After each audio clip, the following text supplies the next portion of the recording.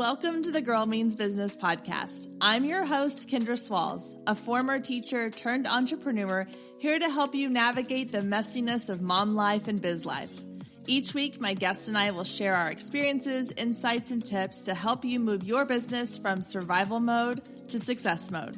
So grab your favorite drink and let's dive in, because this girl means business. Hey there, and welcome to episode 185 of the Girl Means Business podcast. Now, this week we're diving into all things Instagram strategies, and we've got an incredible guest I can't wait for you to meet. But before I bring her in, I wanted to really quickly kind of give an update on an episode from a couple of weeks ago. I posted an episode 183, that was all about how to grow your business without living your life fully on social media, without spending so much time on social media. And that episode was a result of my feelings around burnout and allowing Instagram and allowing social media to dictate how I felt throughout my day.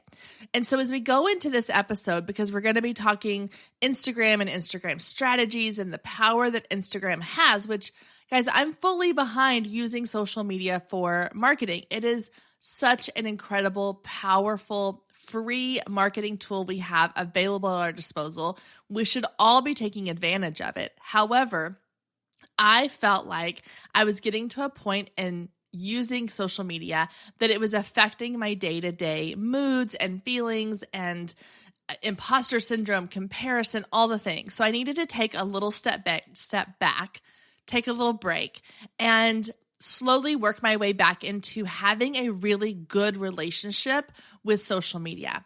And I'm in the process of building that relationship back up so that I'm using social media as the tool and the marketing ability that it has, and building connections and finding the right people there to build those connections with. And so as we get into our episode today, talking about these Instagram strategies, I wanted to remind you that everything I'm putting out here is me sharing expert advice and opinions and thoughts and ideas and strategies so that you can take them all, put them through the filter of what works and feels good for you and your business, and implement the ones that are going to work for you. Not everything is going to work for you and in the same way it works for somebody else. And so as you're listening to this episode and these strategies, I want you to put them through the filter of, will this work in my business? And does it feel like something that I'm going to be excited about and that it's not going to cause me to burn out? If someone came to me today and said, okay, Kendra, in order to grow your business, you have to be on Twitter and you have to be on there 6 times a day because that's how fast Twitter moves. That piece of advice is not making it pass through the filter of my business, because that is not something that's going to feel good for me. And so I wanted to kind of preface this episode, because if you're listening to my show on a regular basis, which I hope you are, and you've listened to the episode 183 and you're like, Kendra, you just told us you were taking a break and now here you are giving us strategies. This is the reason why. Because Instagram is a really, really powerful, great, amazing tool that I love. I just want to love it in a way that feels really good to me. So, all right, guys, I'm stepping off my soapbox now, and I'm going to introduce you to our incredible guest. Guys, we have Jenn Herman from Jenn's Trends. If you are not familiar with Jenn's Trends, I want you to hit pause right now. Or I guess you don't have to hit pause, but just go over to your Instagram or Facebook, find Jenn's Trends, and start following her. She has a Facebook group. She's on Instagram. She has a newsletter that is incredible. If you want to know all the things happening on Instagram, she is your go-to person. And not just Instagram, like social media in general. But she's incredible. I was so honored that she agreed to be on our show, and I cannot wait for y'all to hear our conversation. She's a social media consultant, speaker, globally recognized Instagram expert. She's the forefront blogger on Instagram marketing, and her blog is called Jenn's Trends, and it's won the title of top 10 social media blogs over multiple years. She's a sought after and international speaker, providing tips, resources, trainings for organizations of all sizes that need to structure their social media strategies. And guys, she's here on the Girl Means Business podcast. I cannot wait. So let's get to my conversation with Jenn Herman. All right, guys, I am super excited today to welcome Jenn Herman from Jenn's Trends here today. Welcome to the Girl Means Business podcast. Thank you so much for being here. I'm so excited. This is going to be fun. I'm so excited too. So I found you through Katie Brinkley, who is my business bestie. And I know you were on her podcast and she was like, you need to chat with Jenn. You'll love her. I immediately went and started binging all of your things and fell in love with you. So I was like, I have to have her on to talk about Instagram because I can talk about Instagram all day. And I'm excited to kind of have it out with you and get some ideas of what your thoughts are. But first, I want to hear about your background. How did you become kind of the go-to person for Instagram? Well, it's always a funny story because I'm like, I did not wake up one day and was like, I'm going to teach Instagram. I really fell into it. And so it's been over 9 years since I started my blog. It's been about 9.5 years. I started my blog as a hobby, and it was literally just teaching social media and kind of strategy and talking about trends, but there was no business plan. There was like a hobby blog, right? And this was back 9 years ago when Instagram was still relatively young and was still just a good square photo with the old school filters. Oh, the good old days. Right? The good old days. But it was one of those things where I was like, okay, if I'm going to have this blog, I have to understand Instagram. I can't ignore it. And so I fell in love with the app for the reasons of, the community behind it and the photography and the filters. And it was just a really fun app and I loved it. But I was like, okay, well, that's great. How do you use it? How do you do this for business? And so I started Googling and doing what, normal people do. But no one had any good content out there. And I was like, well, all right, let's wing it. And so I started blogging about it. And I had one blog every week that went out dedicated to Instagram strategies. And so within about 6 months, I was number one on Google because I was creating constant content around it. My superpower is strategy. If you come to me and say, how should I do this? I figure it out. It's just my superpower. So I was coming up with all this really creative content and really helpful business content. And then, it started with podcast interviews and then I got invited to speak on stages. And so it was never the business plan in any way, shape or form. But it fell into my lap in that way. And I love it. And it's fun. And I've been lucky to be able to ride this train for the last 9 years. And now I have amazing people around the world and even, people like Katie or, whomever who will reach out to me and they're like, hey, I just saw this pop up in mine. Have you seen this? Or when people get beta access in other countries, they'll either give me access to their account or they'll take screenshots for me so that we can talk about it with the broad audience so everyone can see it, even though I don't have access. So I do a lot, but I can't take all the credit. I'm lucky to have a very broad network of amazing human beings around the world who help me do what I do. That's amazing. And I think that's so true. I know for my story, a lot of it is just you kind of follow the path that comes in front of you. And so I love that you're saying no, I didn't wake up and say I want to be the Instagram person. I just kind of followed what was needed and filled in a gap. So I'm curious why blogging it, especially now with there's tons of people doing YouTube trainings and podcasts. So is blogging something that you were already comfortable with? Yeah, it was one of those things where again, 9 years ago, things were different. But I can write, I can communicate orally. It works. I can communicate, obviously, but I can't keep my thoughts straight as well when I'm talking. When I'm writing, I am so fluid and concise and I can crank out 1,000-word blog post in a half an hour. It's easy for me to create it. So it was a natural form of content versus going through video editing and, recording this and then cropping and editing and adding bumpers and all these things that I was like, I need technology and I need resources to do that. But a blog, I could whip it up and hit publish, without going through 4 editors and all these other things, because writing comes very naturally to me. So that was my natural progression. But it's interesting because over all these years, I don't blog as much now as I used to, but I still use Instagram as a microblog. I write very long content a lot of times on Instagram, and I've built my audience around people who read. So if you want videos, yes, I do some Instagram reels, but I'm not the video person. I don't usually communicate with video. I tend to be like, hey, great, here's the blog post. Great, here, go read the Instagram caption.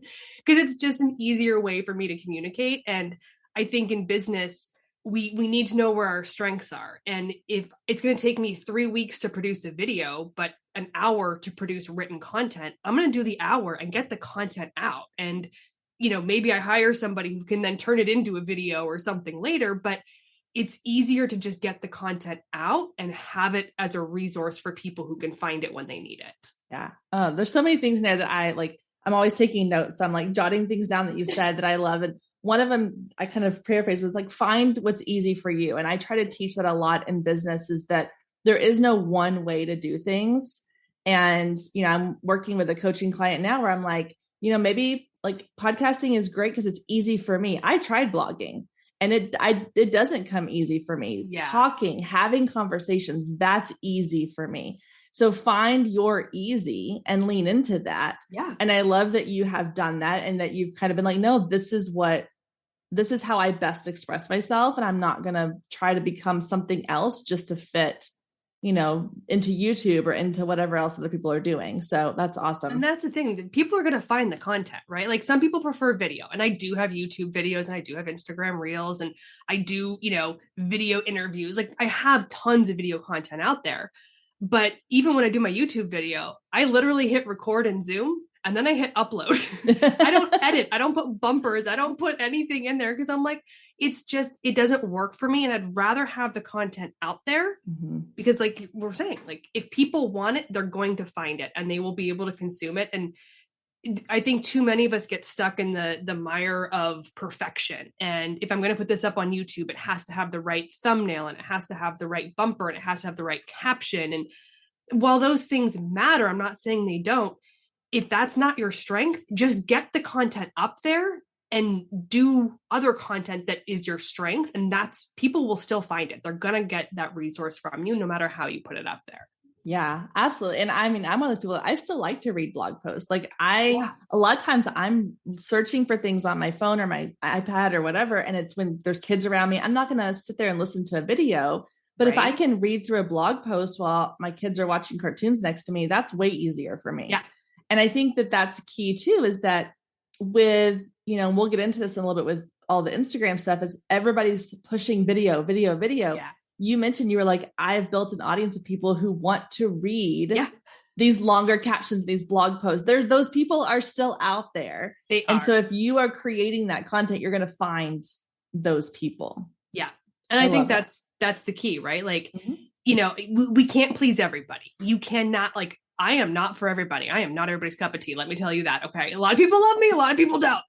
But I'm not trying to please the people who aren't my people. Like, I'm not here to make them happy or impress them. I'm here to put out my content my way. And that attracts my tribe, the people who learn the way that I teach, the people who learn the way I create content or consume the way I create content.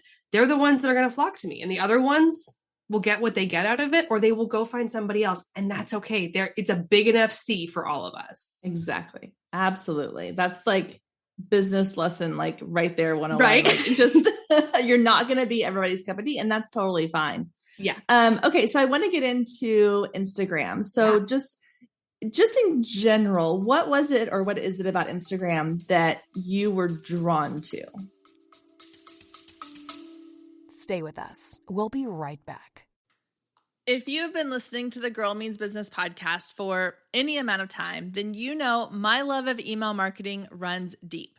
Not only is it a great way to generate new leads, but it's one of the most effective methods for nurturing warm leads and turning them into sales.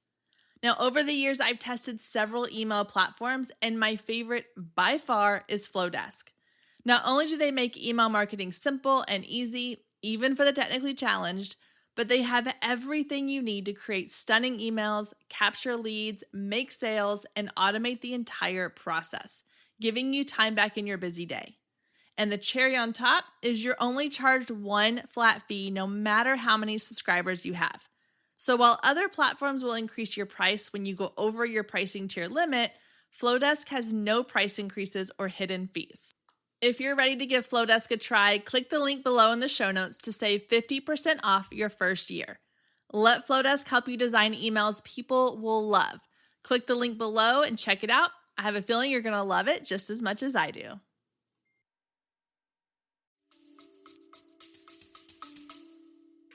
So initially it was really the visual component, the photography. I have a creative side of my brain and I love and appreciate good photography.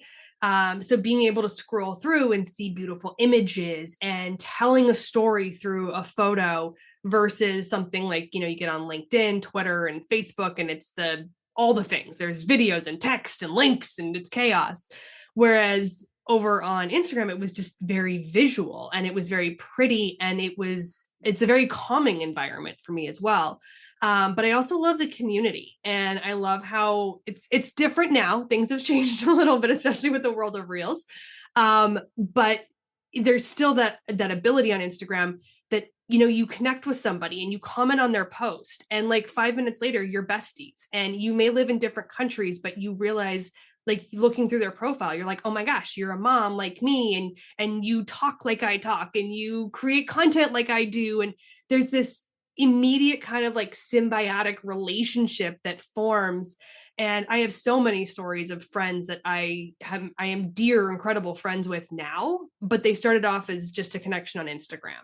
And the same thing applies to business. Like you're able to build this loyalty and build this relationship with your audience that, yes, all social media does it. I'm not saying other platforms don't do it, but I've always found that the way Instagram is built, the older versions, that it's really good for building and fostering that type of community and those more personalized relationships. So as somebody who is more that customer service centric business, that is a huge draw for me. Yeah, that was kind of my draw too. I like how you said it just kind of has like a comforting feeling to it. Like it doesn't give me the anxiety and the stress that some of the other platforms do, like I do. I feel like sometimes I don't even really go into Twitter anymore because I feel like it's just constant, like bad news and all this stuff. I'm like, no.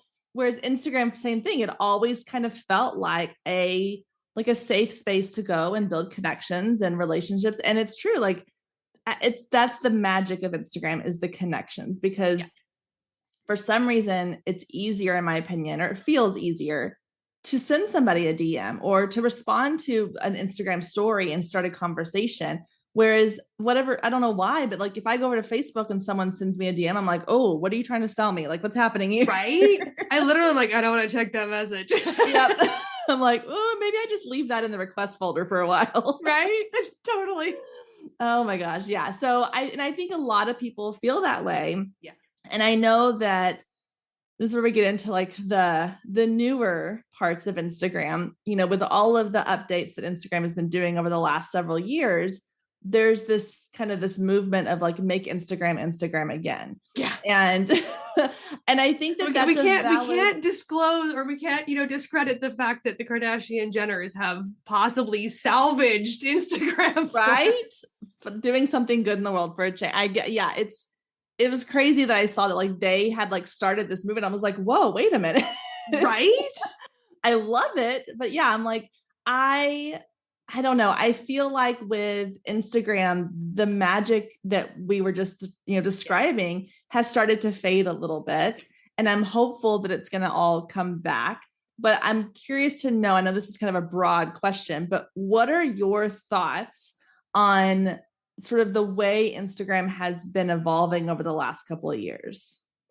It's a big question. And it's one of these things where someone made this comment and it perfectly summed up how I felt. And it's that Instagram is more focused right now. Well, Meta, AKA Instagram, is more focused right now on taking down TikTok than keeping their users happy. And I think that's what this very recent reversal by the head of Instagram, Adam Mosseri, is acknowledging, that they have tried too hard to take down TikTok. And I think back in the day of Snapchat and when they created stories, and they really kind of did take down Snapchat. I mean, Snap is still around and it still exists, but but Instagram made stories what we now know in the world of stories, even though it originated on Snapchat. Yeah. And I think they thought TikTok would be an easier takedown. And it hasn't been. And rather than just be like, okay, let's surrender, they've dug the heels in and they have thrown more money and more resources to take down TikTok, when I think they're better off being like, in my personal opinion, which, means so much to the world of Instagram, but, I think they would be better off just saying, let TikTok be TikTok.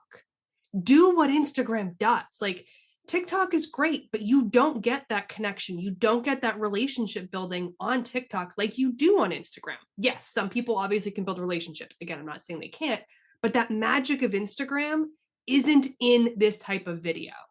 And of course, there are business, things to be considered, which is the fact that those of us, later millennials that are aging out, we're not the new upcoming generation. The newer generation is TikTok. And so of course Instagram's trying to be competitive and they want to stay relevant with that younger audience. And so I get it. But the big thing, and I think this is what they've realized, it was too much, too fast. Instagram has been evolving since it started, whatever, 12 years ago or however long it's been out. It's always been evolving. It was never just about photos. It was never just about, the filters. It's always been evolving, but it was like, oh, here, we're going to give you a tweak. Oh, we're going to introduce a video, but then we're not going to do anything for 2 more years. Right. Whereas in the last 2 years, we've had everything. Like, we've had double-digit updates every month. We're averaging 12 to 14 updates every month. And with all the reels and the push and the shift in the layout, it's alienating too many people. And I think, fingers crossed, I'm hoping that they're now seeing that. Because even Adam Mazzari did make a comment about how the data supports that we're not happy as users, that we're not consuming, that we're not spending time on the platform. So hopefully it's not going to go away. They're not going to not do reels. They're not going to, not stay competitive, but just maybe dial it back and bring us back to what made Instagram great. Yeah. Well, and I think, maybe they need to go listen to the beginning of this episode where you talked about find what is your easy, you're not going to go try to be the next YouTube star. Your space is blogging and sharing longer form content. Like, Instagram needs to take note of that TikTok can be its thing and then Instagram can be its thing. And a lot of people were drawn to Instagram because it isn't TikTok. And I think they lost sight of that a little bit, but like you said, I think they're correcting the ship, hopefully.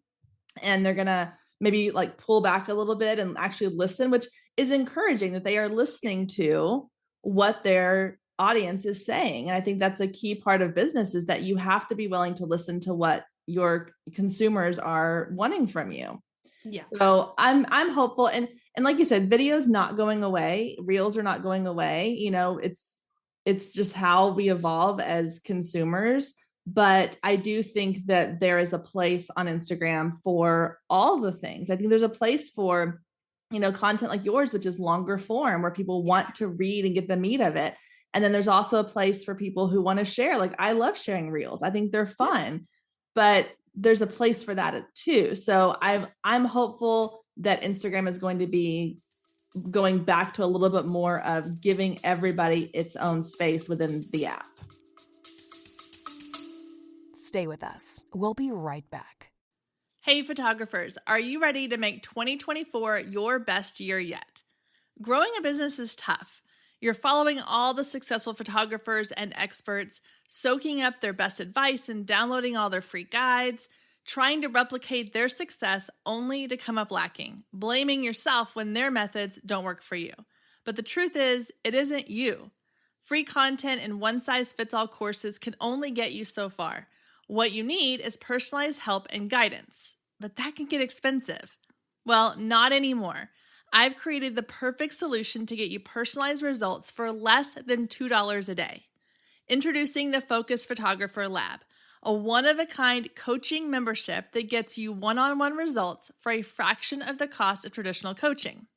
Inside the lab, you'll find the 3 C's to success: classes, coaching, and community. With classes, you gain access to a treasure trove of pre-recorded trainings and invaluable resources. With coaching, you get monthly live trainings and Q&A sessions, along with my favorite part, the weekly one-on-one office hours, where we get to address your unique questions and challenges. And then there's the community, where you get to connect with an amazing group of talented female photographers who share your passion, supporting each other and inspiring each other to greatness. The best part is it doesn't come with an expensive one-on-one coaching price tag. You get all of that for just $47 a month. You can even try it for free for 14 days to make sure it's a good fit for you. And there is no contract and no obligation. You can cancel at any time. So what are you waiting for? Head down to the show notes and click the link to learn more and get signed up today. And let's make 2024 our best year yet. We hope so, and it's one of those things where hopefully, like you're saying, they're listening to their audience. Hopefully they're looking at the data. And I've been saying, I'm all for a unified feed. I'm all for take the stories, throw them in the feed, throw reels in the feed, throw regular feed posts in the feed. I'm all up for a unified feed. Just let me watch or consume what I want. Yes. It's the overwhelm of the suggested content. It's the overwhelm of the reels, because again, I'm not a video consumer. I literally don't have TikTok on my phone. I don't use it. Like I'm like one of the last few standing humans that doesn't have TikTok on my phone, but I'm there with you. Don't worry. I'm there. I'll stand with you. But I don't consume that type of content. And for reasons like you were saying, like I've got my kid, or I'm at work, or I'm someplace busy where I can't turn on audio, or I don't want to watch a video, glance away and come back and have missed half the video of a 15-second video. I want content that I can consume at my pace. And so I think, Instagram has acknowledged that, they're not going to go all video, but of course, video consumption is up. Now, granted, they're also pushing reels down our throat. So of course, video consumption is up, but it's not going anywhere. People are consuming more videos, and short form video is easier to consume than traditional, YouTube videos that are 5-12 minutes long. So yes, we're going to still see that, but and they've now moved to all videos being in reels format. And I support this. I'm like, that's fine. Give us one standard format. I'm tired of we got a square, we got a landscape, we got a 4x5, a 9x16. I'm like, just tell me what you want. So moving to that unified video style, even though it's not traditional, and it's hard for those of us who are currently filming on our desktops in landscape mode to translate that to vertical video. But at least if everything is one video type, whether that's stories, reels, or feed, great. We can unify our content. We can create one piece of content and know that it's going to work. But again, we need to tread a little more slowly. I think Instagram, even Adam said something along the lines of, we pushed too fast and we broke too much. Yeah. And something to that effect. And I was like, yeah, you did.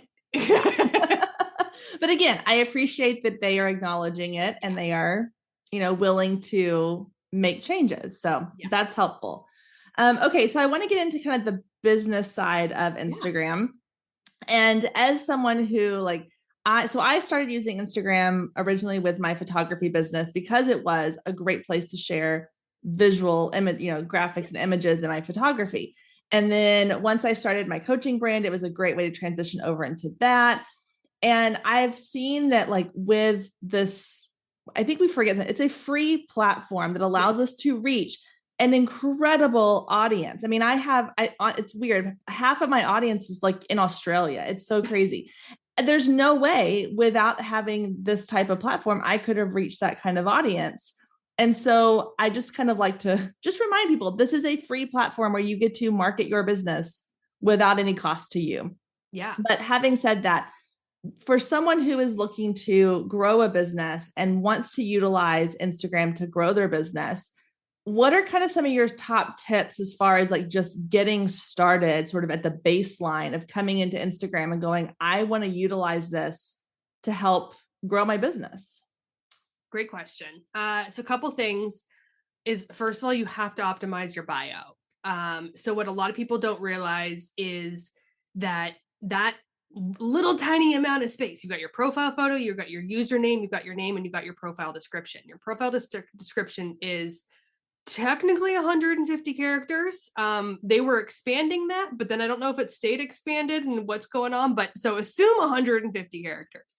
But it's not a lot, right? That's like an old tweet length kind of thing. So it's not a lot of space, but you want to format this to optimize for search, and you want to optimize for first-time visitors. Because once somebody's following you, the only time they're coming to your profile is to usually go to one of the tabs or look at other content. They're not really reading your profile. So we want to make sure that you're writing this with three things in mind: who you are, what you do, and what's in it for them. This is not about you. This is about that first-time visitor. It's your elevator pitch. It's your, why do you care about me message.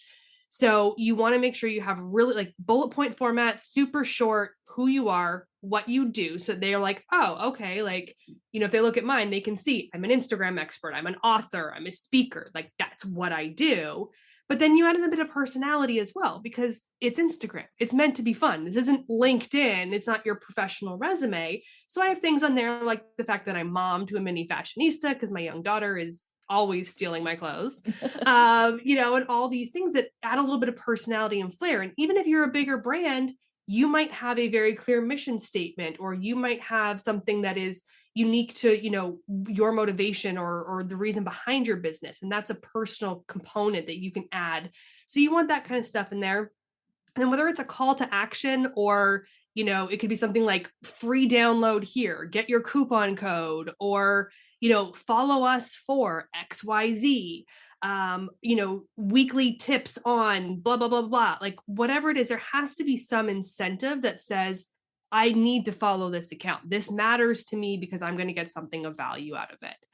And then with that, you want to just think about, we're not keyword stuffing, it's not 1999 in the old SEO worlds over here, but we want to think about the fact that now there is keyword search on Instagram, and the keyword search is looking at your profile description to see what your profile is about. It will also look at your captions for what your content is about, and then your hashtags on your content. So if your content is all about, mommy crafts, but your profile is all about being an engineer, it doesn't, there could be a correlation, but the AI doesn't see that correlation. So if your content and your bio align, that's more likely to rank in more search results.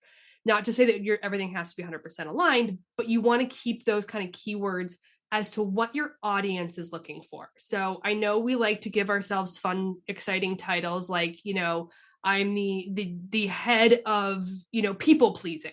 Well, no AI knows what that means. Like, you're the COO. That's a recognizable term to other people, right? So what are people looking for? What are the terms that they would be using in your industry to find you? If you're a business coach, they're looking for a business coach, right? They're not looking for, transformative investor of time. Like, no, that's not helping anybody. So think about those keywords that people are looking for, put those things in your bio. And then you need to make sure that you're optimizing that link in bio, because aside from stories, you only get that one link. And that link in bio is your gold mine for business components. And ideally, it should not go to your homepage. I always use the example that, when we walk into Nordstrom's and you see that mannequin and you're like, oh my God, I want that entire outfit. But if the shirt is on the third floor and the pants are on the second floor and the shoes are somewhere down in the clearance section and the belt can't be found, you don't get to buy the outfit. That's your homepage. Your homepage sends people to everything. However, if you walk into Nordstrom's and you see that mannequin and every piece of that outfit is standing right next to the mannequin, you grab everything you want, you go into the change room, and you just walked out and spent $1,000 on a brand new outfit you did not need. But that's how link in bio works. So we want to send them to a dedicated landing page. That can be something a lot of people use, things like link in bio or, Linktree or third-party tools. I recommend you recreate that on your own website. So you create a dedicated landing page on your website, mobile optimized, no pop-ups, no distractions, and just put the 5 or 6 things you typically promote on Instagram. So that might be your about page. It might be your sign up for your newsletter. watch our videos, read the blog, whatever it is, those kind of key things, and possibly to like your e-commerce areas or whatever on your website. But that way, when they get there, now they can navigate exactly where you want them to go. You don't have to change that link every time you promote something new, and you own that traffic. So now you're not going through a third-party tool. You own all that traffic because it's your website. So now your Google Analytics will tell you what's going on with that page. You can retarget all of those people with your Instagram advertising and your Facebook advertising. It's just a better cohesive way to pull everything together from a business perspective. I love everything you just said because it's exactly what I tell people all the time. And not to say, because I used like Linktree for a while because it was an easy, quick fix. And I'm not a website designer, but when I switched over to my website, having like a dedicated landing page, and just for anyone listening, I use Showit as my website, and they have tons of Instagram templates where you just grab it and then it's ready. It's optimized for mobile. It's perfect. But yeah, it's so smart. And I think I love your analogy of the mannequin piece too, because I can't tell you how many times I've gone to someone's bio because I've been like, oh, I want to see what they offer. And I click on it. It takes me to some sales page for something I didn't ask for. I'm like, I'm not ready to buy your $5,000 program. I just want to know, like, what is this free offer you were talking about? Or who are you as a person? And so having, that kind of menu where people can go and be like, oh yeah, I really want to grab this free download, or I really want to go to listen to their podcast or read their blog. Like that's so much easier than. And you get higher retention doing that, right? Mm-hmm. Because even if they said, oh, look, like I want to sign up for the newsletter, go to link in bio. So I go to link in bio, there's the option to, sign up for the newsletter, but there's also an option to watch your videos, or to, now I can navigate to your homepage or your about page, or I can go look and see your testimonials. I'm more likely to spend more time on your website looking at more pages than just doing that one link, sign up for the email, and then I'm out and I never did any more research on you. So you get higher retention, you get more traffic to your website, and it is a better lead generating concept when you're bringing people into the entire environment, not just, like you said, that one landing page. Right. Exactly. Yeah. And I think that too, like, I mean, Instagram moves so fast that like, if you're putting out one day, you're like, sign up for my newsletter, go to the link in bio, but then 2 days later, you're putting up a landing page for your new service or product. Someone still could find that post you did about your sign up, and they go to it and they're like, well, wait a minute. Now she's not what it is. Yeah. And now they've lost a little bit of trust in you that no, like, it looks like a bait and switch. Exactly. Cause they're like, wait a minute, this isn't what she was advertising just 2 days ago. Exactly. So yeah, I think it's a great. And I love that you broke down, because people say all the time, optimize your bio. I mean, I've been guilty of this. I'm like, optimize your bio, but really breaking down what does that mean and what does that actually look like has been really, really helpful. So I appreciate you giving us that actual like thorough breakdown of what that means. Of course. So what are some of the things that, they've got their bio in place. Maybe they've kind of gone back and like, okay, Jen, I'm going to go and redo my bio. It's going to be optimized for my audience. They know exactly who I am and what I do and how I can serve them. But now when it comes to content, so I know there's a ton of people out there saying a million different things about how often to post content, what type of content. But for someone who's just getting into it and they feel a little overwhelmed by all the variety, do you have sort of like a path or something you're like, start here and work your way up to here? Or what are your recommendations? Yeah, it's what I usually tell people is I'm like, create as much high quality content as you can without driving yourself crazy.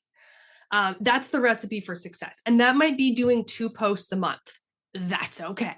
You do not need to post every single day. And in fact, most brands should not post every single day. It's actually detrimental to try to post too much on the feed. Reels and stories are kind of an exception, but in general, the feed, less is more, because you actually want the highest possible quality content.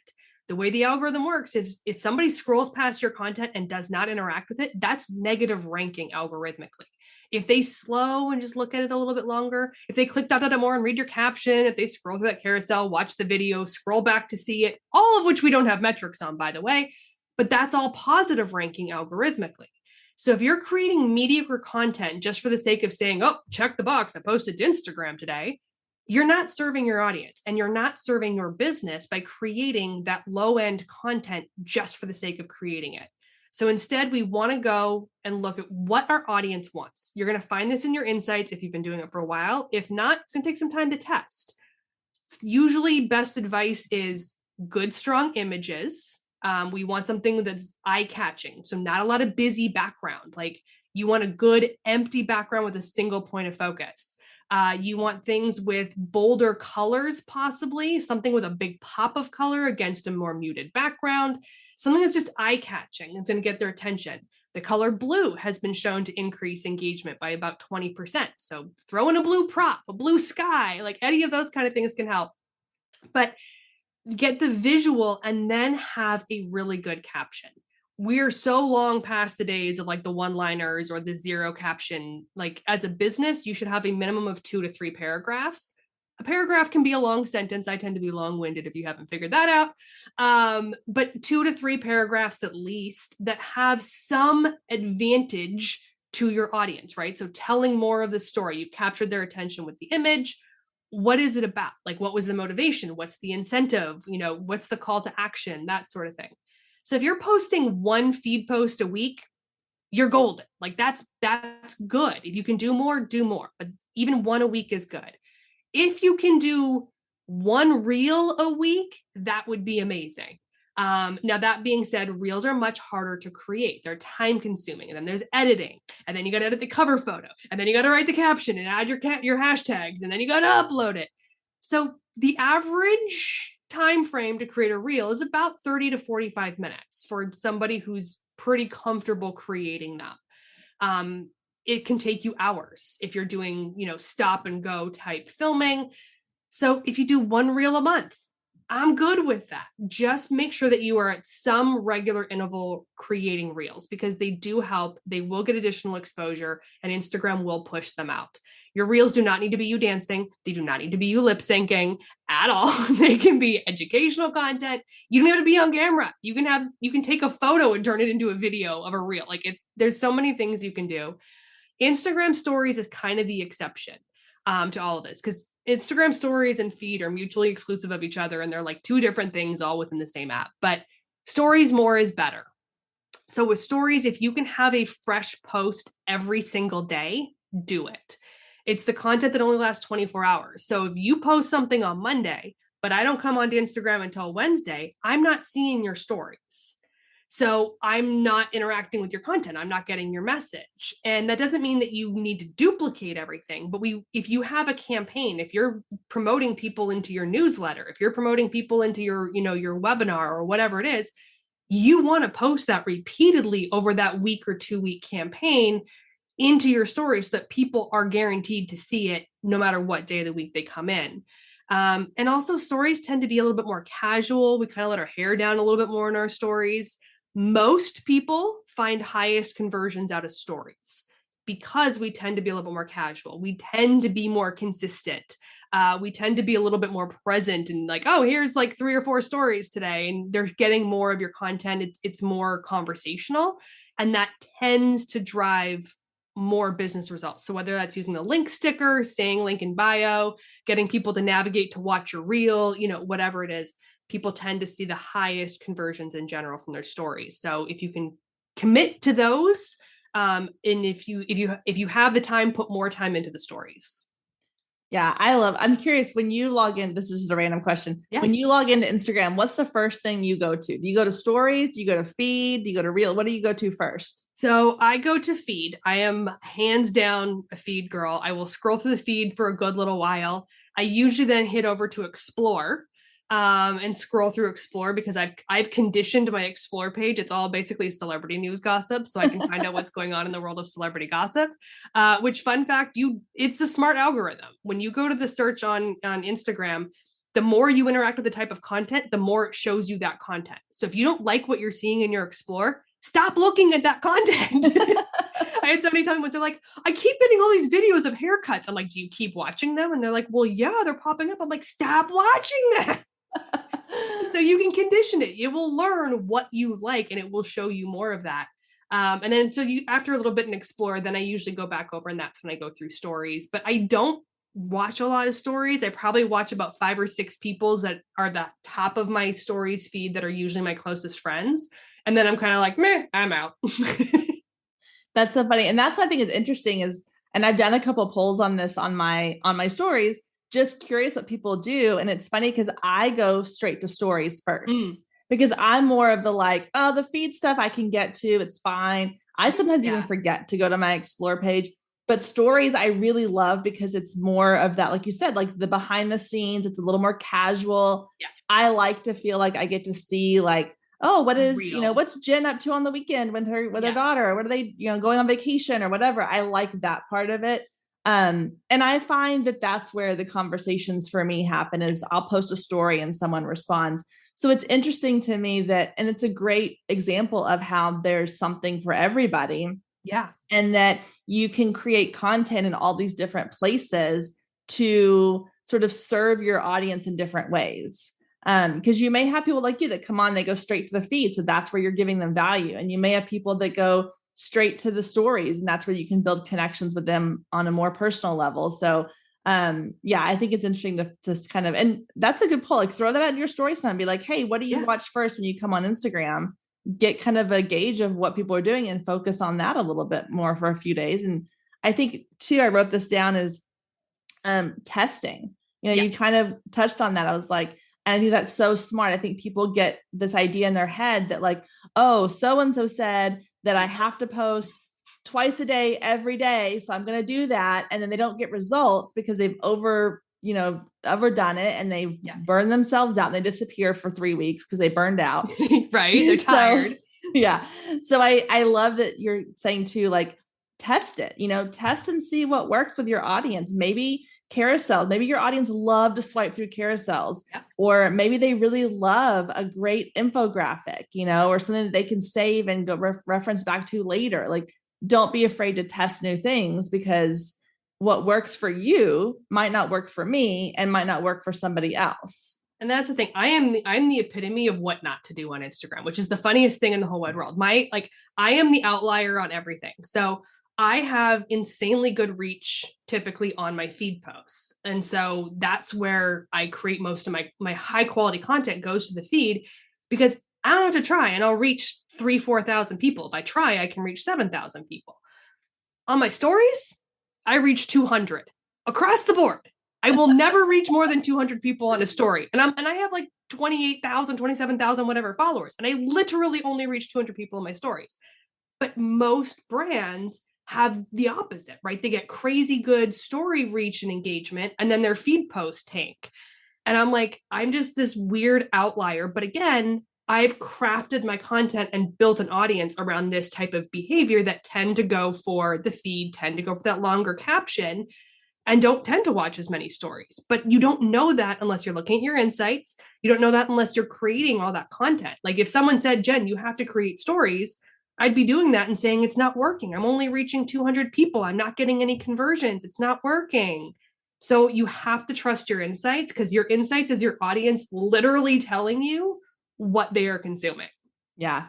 Oh yeah. I love the insights. That's one thing I think a lot of people kind of sleep on that. I'm like, no, get to know your insights. Even if you're not like, I'm not a numbers person by nature, but I've learned to be, and I would avoid my insights for a while. And now it's like my best friend and I'm there all the time. So yeah. All right. A couple more questions real quick. And I know I won't take too much of your time today because I know you have other things to do, but what would you say are some of the common mistakes you see people making on Instagram when it comes to their business? Stay with us. We'll be right back. You love listening to podcasts, but have you ever thought about starting your own podcast? Maybe you want to build a brand, grow your business, or are looking for an excuse to talk about your favorite hobby. Whatever your reason for making a podcast, Buzzsprout is the place to start. Since 2009, Buzzsprout has helped over 300,000 people launch their own podcasts. Buzzsprout walks you step by step through the whole process and will give you powerful tools to start, grow, and monetize your podcast. Ready to get started? Click the link in the show notes to get our free step-by-step guide to starting your podcast today. Well, I mean, there's a lot. So one big mistake people make is they try to use the wrong hashtags. So a lot of people think, oh, well, let me use hashtag 4th of July, or let me use hashtag Christmas, or let me use hashtag, social media. If you're using hashtags with over 1 million posts associated with them, they're pretty much useless. Now, there are some industries that are an exception to this, like the beauty industry, food, fashion, some of those industries, even like bridal and photography, which are big industries on Instagram. It's hard to get hashtags that are, under 1 million posts. And if you go to search and search a hashtag, it literally tells you how many posts are associated with it. But a lot of people use these super popular ones. Like I work with a lot of real estate professionals and they'll use hashtag real estate. And I'm like, no, there's like 8 gazillion posts and that's a global international hashtag that does nothing for your business. So if you're a local business, use local hashtags, use hashtags with your city in it. So like I literally look for hashtag San Diego restaurants because I live in San Diego. I want to know what their new restaurants are, or who's creating what, new menus or things. So look for and use hashtags with your city in it. Look for things that are more specific. So instead of like hashtag real estate, how about, first time home buying or something like that, that is more relevant to your target audience, that is more relevant to the, who you serve. And I always tell people, think about what your audience, again, is looking for with hashtags. So I use the example of car insurance and I'm like, if you sell car insurance, you can absolutely use Instagram. But don't use hashtag car insurance because nobody in their right mind is going to Instagram to find car insurance. Like they're going to go to Google, right? Yeah. So that doesn't mean you can't sell car insurance. It doesn't mean you can't be on Instagram. But if you use hashtag car insurance, the only people looking at that are other car insurance brokers. You're not helping yourself. But things like hashtag dream car, my first car, the type of car, like if someone's obsessed with Jeeps or something like that, you start creating your content and using the hashtags where your audience hangs out. They're looking at those hashtags. They're looking for that content. And if someone's looking for their first car or their dream car, what do they need? They're going to need car insurance. So you're there, but you need to go where they are, not where you're like, oh, well, this is what I do. And these are the hashtags I'm going to use. And same thing with your captions, make sure you're crafting those captions to serve that audience. A lot of people, especially starting out, they're like, okay, I'm here to sell, and they come out hot and they're, here, sign up for this. Here, we got this. We got a new product. If all you're doing is push, push, push, push, push, your reach is going to go down and you're talking to a voided space. There's not going to be anybody there. You have to be providing that value. Put out the entertainment. I hate engagement bait, but you need it. You need the fluff content to keep people interacting with your content. So that when they're interacting with it, you stay in the feed so that when you do the sales post, they actually see it. And so you want to mix in some of the entertainment. You were mentioning like I'll post stories or content about my daughter. That's fluff content. It doesn't serve my audience, but people like to see my daughter. So it gets me an engagement boost. Then I put up, educational content. Here, we had 14 updates this month on Instagram. Here's 4 of them, blah, blah, blah, blah, blah, blah. Here's news from Adam Mazzari. So I'm putting out educational content. And then when I do put up a post and I'm like, hey, by the way, come join my membership, profit your profile, they're like, oh yeah, that sounds good. Because I've given them all of this other value and the content that gets the engagement so that when I put out that promo piece, they actually see it.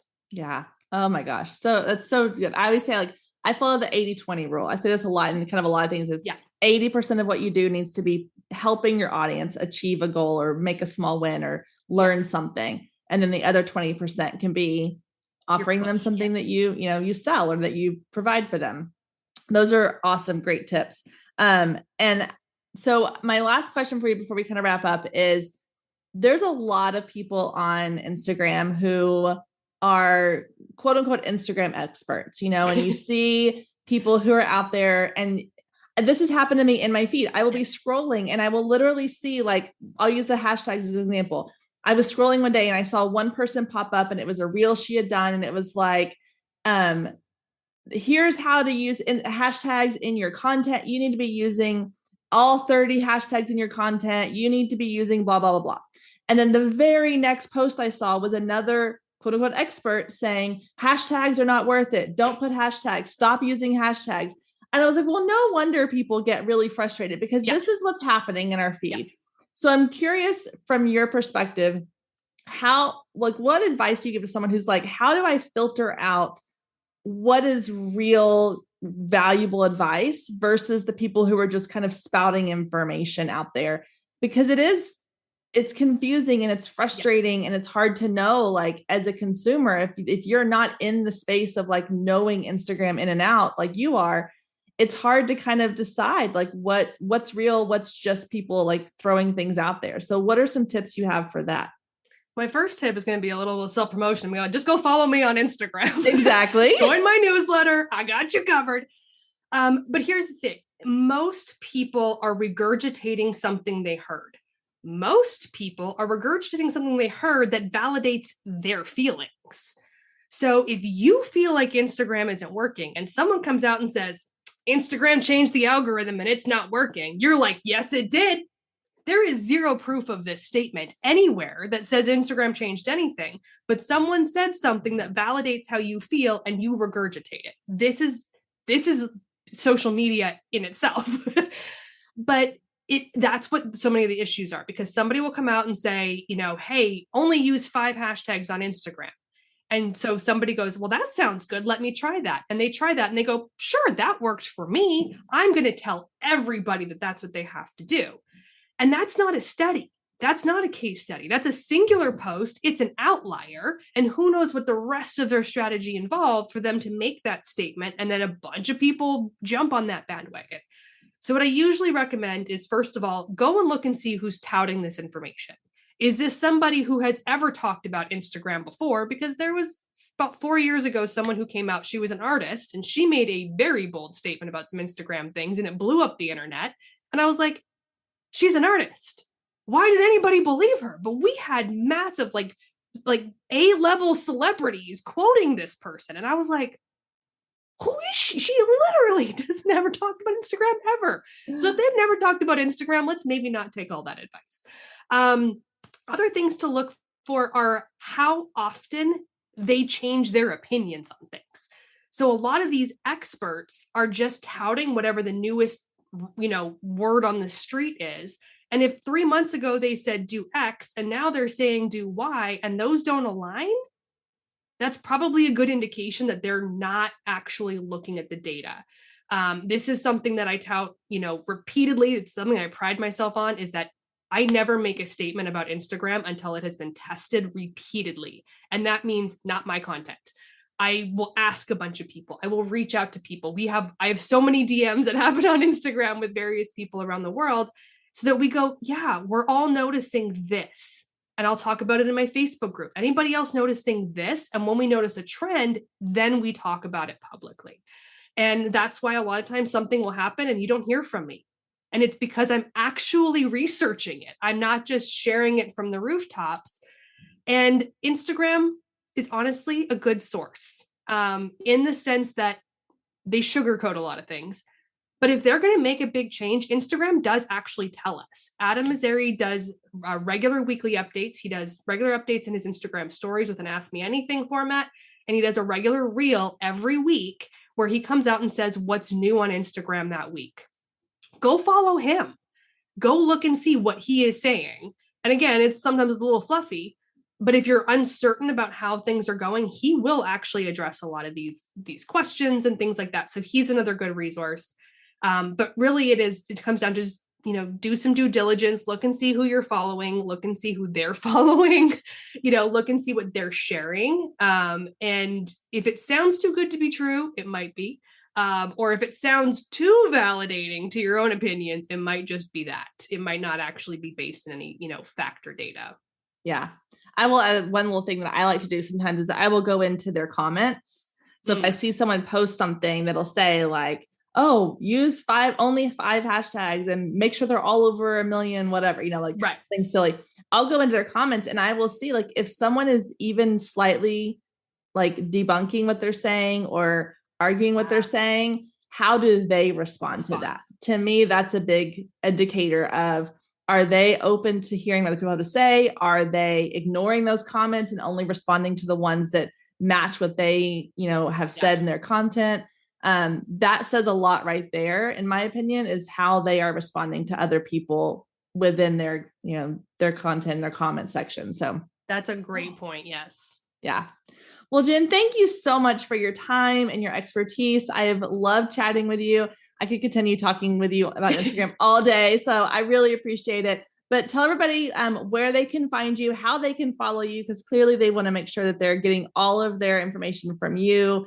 And then I know you mentioned you have your membership program, so I want you to talk about that as well. Yeah, absolutely. So you can find me everywhere as Jenns, JENNS _trends. I'm on Instagram as Jenns_trends, Twitter, YouTube, all the things with that same thing. It's jennstrends.com. Again, JENNS_trends.com is my website. If you want to sign up for the newsletter, which I highly recommend, because the first Wednesday of every month, we send out a newsletter and it has every single Instagram update. So whether it's 9 updates or 22, which we've had 22, I send all that out in a once a month newsletter, and you can sign up for that at bit.ly/JENNS Jenn's Trends newsletter. So always remember the 2 N's in Jenn. But go ahead and sign up for that newsletter. You'll get all of that information. And then, as you mentioned, I have my membership program, profityourprofile.com. It's dedicated to Instagram marketing. But we also cover business. And so kind of like on the podcast here today, we'll talk some business things. We talk Instagram things. We do 4 live sessions every month to help you break down and understand everything. So we break down all of the news and updates from that newsletter on the first Friday of every month. We do 2 live trainings, one with me and one with a guest expert. We've had Rome Johnson from Microsoft. We've had Master Chef winner Claudia Sandoval. We've had legal experts. We've had Reels experts. Whatever it is, every month we have a theme and we bring in an expert to help teach more on that topic. And then we do live office hours every week. So you can come and hang out and just ask me your questions and talk strategy and talk about all those things that you're working with on your Instagram account as well. So it's a chance for you to get in there and really understand how Instagram works, to stay up on all these news and the whiplash that we've been having lately with the back and forth on Instagram. So definitely check that out, profityourprofile.com. Awesome. Well, I will say just a quick little toot your horn for you is I signed up for your newsletter, like I said, after I found out about you through Katie. And in my email account, I have folders where it's like, if someone has content I want to save. So you have your own folder inside of my email account where all of your emails live, because I'm like, ooh, these are things that are like really good. And like, you're one of the ones that I will stop and actually spend time reading, because there's a lot that I get that I just kind of throw into a folder. Yeah. I'm like, when I have time, I'll read that. When I get yours each month, I'm like, ooh, I got to see what's going on. Like, let me take a minute and read this. So they really are super beneficial and super helpful. So everyone needs to go and sign up for that for sure. Awesome. Thank you. Yeah. And I put a lot of love into that newsletter every month. And that's people are like, can you do this every week? I'm like, no, I cannot. I'm like, do you know how much work it takes to put this newsletter together? Because it's all the Instagram updates. We do all the big social media news as well. So whether it's, Facebook, LinkedIn, Snapchat, YouTube, whatever, I share a lot of those big news updates. And then additional resources, things that are going on in the industry, training events, webinars, all that kind of stuff that I know a lot of people in the industry. And then when they've got events, we'll share that out in the newsletter as well. So yeah, we put a lot in there for everybody. Well, it shows and we appreciate it. So thank you again, Jenn. I really appreciate it. I'll have all of that linked down in the show notes for anyone that wants to grab any of those or go follow you. And I appreciate your time, and we'll hope to talk to you soon. Thanks, Kendra. It was fun.